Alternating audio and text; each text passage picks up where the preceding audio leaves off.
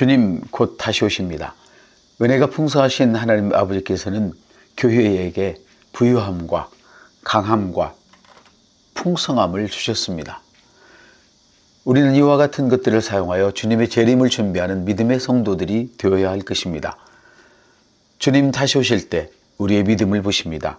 우리에게 주신 믿음을 잘 사용하여 주께서 호령과 천사장의 나팔소리와 함께 재림하시는 날 잘했다 칭찬받는 저와 여러분 되십시다. 에베소서 1장 3절입니다. 찬송하리로다 하나님 곧 우리 주 예수 그리스도의 아버지께서 그리스도 안에서 하늘에 속한 모든 신령한 복을 우리에게 주시되, 이 말씀은 그리스도께서 죄가 되신 때부터 하나님의 오른편에 앉으실 때까지 하나님께서 그리스도 안에서 행하신 모든 속량의 역사들은 그리스도의 몸된 교회에 속한 것이라는 의미입니다. 요한복음 3장 16절 하나님이 세상을 이처럼 사랑하사 독생자를 주셨으니 이는 그를 믿는 자마다 멸망하지 않고 영생을 얻게 하려 하심이라. 하나님이 세상을 이처럼 사랑하사 독생자를 주셨으니, 예수님은 잃어버린 세상에 주신 하나님 아버지의 선물이셨습니다. 아버지께서는 그 선물을 결코 취소한 적이 없으십니다. 우리는 정말 축복받은 사람들입니다. 하나님께서는 세상 모든 사람들에게 예수님을 주셨습니다. 그들이 예수님을 가졌다는 것을 인지하지 못했을지라도 분명한 것은 하나님께서 세상에 예수님을 주셨다는 것입니다. 예수님께서 대속 제물로서 하셨던 모든 일들의 혜택은 모든 사람들 각각의 개인적인 유산이 되었습니다. 이 말의 의미는 죄인이 하나님께 구원을 구걸할 필요가 없다는 말입니다. 죄 용서의 문제는 예수님을 통해서 이미 성취되었습니다. 그러므로 죄 용서함과 하나님이 죄인 되심을 믿기만 하면 되는 것입니다. 사람들이 해야 할 일은 주님께서 하신 일을 받아들이고 하나님께 감사드리는 것입니다. 그러면 그에 끝이 됩니다. 우리는 이것을 은혜라고 말합니다. 성경이 그렇게 말씀하고 있습니다. 에베소서 2장 8절 너희는 그 은혜에 의하여 믿음으로 말미암아 구원을 받았으니 이것은 너희에게서 난 것이 아니요 하나님의 선물이라. 구원은 하나님께서 죄인들에게 주신 선물입니다. 구원은 하나님의 선물입니다. 예수 그리스도를 우리의 구원자로 받아들이고 주님으로 고백하면 그 즉시 영생을 받습니다. 구원받은 사람들의 믿음은 하나님의 말씀에 근거한 행동에서 옵니다. 말씀대로 행동합니다. 모든 일은 죽음에서 부활하신 그리스도 앞에서 모두 성취되었습니다. 주님께서 성취하신 일은 이제 우리에게 속한 것이 되었습니다. 우리가 해야 할 일은 오직 그 사실을 받아들이는 것뿐입니다. 그러므로 믿는 사람들은 아프다고 하나님께 치유를 구할 필요가 없습니다. 아버지 고쳐주옵소서, 이루어주옵소서 이렇게 말할 필요가 없다는 말이지요. 하나님께서 그렇다고 하신 말씀을 믿음으로 받아들이기만 하면 됩니다. 보십시오. 에베소 2장 10절 우리는 그가 만드신 바라 그리스도 예수 안에서 선한 일을 위하여 지으심 받는 자니 이 일은 하나님이 전에 예비하사 우리로 그 가운데서 행하게 하려 하심이라고 말씀하셨습니다. 이사야서 53장 4절에는 그는 실로 우리의 질고를 지고 우리의 슬픔을 당하였거늘 우리는 생각하기를 그는 징벌을 받아 하나님께 맞으며 고난을 당한다 하였노라. 하나님께서 우리의 질병을 예수님께 넘기셨습니다. 그는 우리의 질고를 치고 하나님께서는 우리의 질병을 예수님께 넘기셨습니다. 우리의 질병으로 인해 주님께서 아프시게 된 것이 여호와께서 기뻐하는 것이었다고 성경은 기록하고 있습니다. 그것은 주님이 채찍에 맞음으로 우리가 나음을 얻게 하기 위해서라고 말씀하고 있습니다. 우리가 치유받은 것이라면 이제 치유를 위해서 기도할 필요가 없어진 것입니다. 이제 오직 우리가 해야 할 일은 예수 이름으로 원수를 꾸짖고 우리 몸에서 나가라고, 질병아 나가 이렇게 명령하는 것입니다. 그리고 온전한 치유로 인해 하나님 아버지께 감사드리는 것입니다. 우리는 힘을 달라고 주님께 기도할 필요가 없습니다. 주님께서 이미 우리의 생명의 힘이 되셨기 때문입니다. 하나님의 생명의 능력은 지금 우리에게 속한 것입니다. 우리가 지금 하나님 생명의 능력을 가지고 있다는 말입니다. 주님께서 우리의 빛이 되셨고 우리의 구원이 되셨습니다. 주님께서 우리의 지식이 되셨고 우리의 속량이 되셨다는 의미입니다. 예수님은 우리에게 지혜가 되셨습니다. 예수님은 우리에게 의로움이 되셨습니다.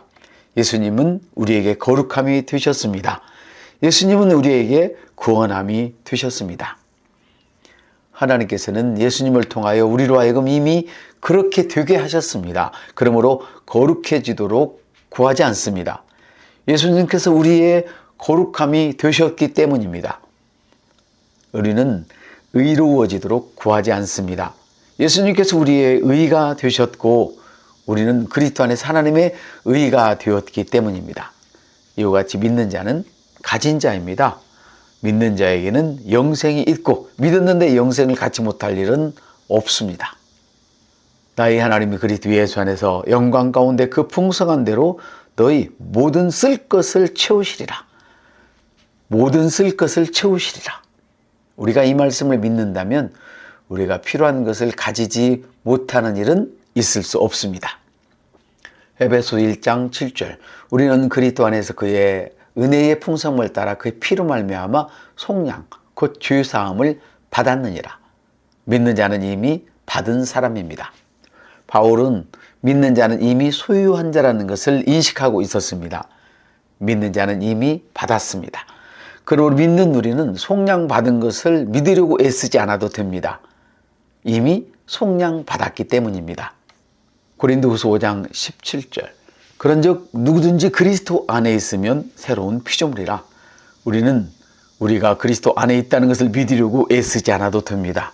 우리가 그 안에 있기 때문입니다. 사랑하는 자들아, 우리가 지금은 하나님의 자녀라. 우리는 우리가 하나님의 아들이라는 것을 믿으려고 애쓰지 않아도 됩니다. 우리가 재창조되었기 때문입니다. 우리는 지금 하나님의 자녀입니다. 우리는 지금 하나님의 가족입니다. 골로새서 1장 13절 그가 우리를 흑암의 권세에서 건져내사 그의 사랑의 아들의 나라로 옮기셨으니 믿는 자는 이미 흑암의 권세에서 건져내졌습니다. 가난에서 질병에서 죄에서 건져내진 자들입니다. 믿는 자는 이미 하나님 사랑의 아들의 나라로 옮겨진 자들입니다. 의의 자리로 옮겨졌습니다. 건강의 자리로 옮겨졌습니다. 풍성한 축복의 자리로 이미 옮겨졌습니다. 우리는 이 아들이 피 흘린 대가로 자유함을 얻고 죄를 용서함 받았습니다. 우리는 우리 죄가 제거되었다는 것을 믿으려고 애쓸 필요가 없습니다. 죄를 끝내달라고 기도할 필요도 없습니다. 우리의 죄는 이미 제거되었습니다. 우리는 무죄의 선고를 받아 하나님의 임재 앞에서 정당하게 서 있기 때문입니다. 우리가 하나님의 본성을 받은 즉시로 우리의 옛 죄의 본성은 제거되고 사라졌습니다. 누가복음 11장 13절은 너희가 악할지라도 좋은 것을 자식에게 줄 알거든 하물며 너희 하늘 아버지께서 구하는 자에게 성령을 주시지 않겠느냐 하시니라.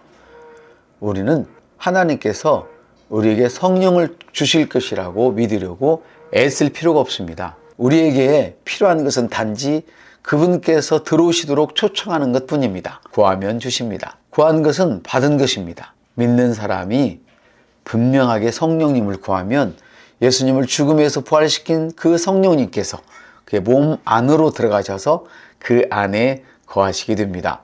믿으면 영생을 받습니다. 아직 천국에 올라가 본 적이 없는데 받은 것으로 믿으면 그것을 얻습니다. 받게 될 줄로 믿으면 받는 것이 아닙니다. 구할 때 받은 것으로 믿으면 그 구한 것을 받게 됩니다. 여러분의 것을 여러분의 목소리로 고백하십시오. 예수 이름이 우리에게 속했습니다. 하나님께서 우리의 아버지이십니다. 예수님은 우리의 주님이시고 변호자이십니다. 성령님은 우리의 선생이십니다. 치유는 나의 것입니다. 건강은 나의 것입니다. 할 수 있는 힘은 나의 것입니다.